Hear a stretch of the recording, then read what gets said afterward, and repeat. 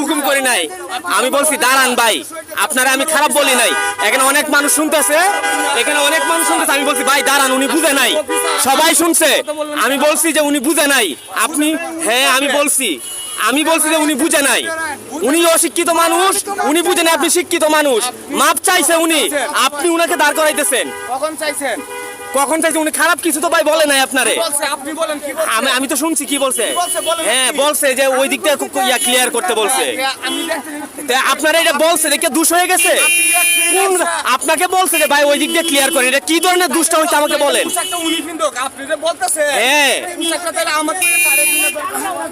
আপনারা দিয়ে কি হইতেছে? আপনি এনে দাঁড়ায় দেখে জ্যাম লাগায় রাখছেন, কি হইতেছে? আপনি আমার সাথে তর্ক করতেছেন কেন? আপনি জ্যাম ঠিক করেন। আমাকে ধরবেন কেন? আপনি কি আমার অফিসার? আমি অফিসার না, আমি আপনাকে আমি কি বলছি আপনাকে? আমি বলছি যে এই লোকটা বুঝে নাই,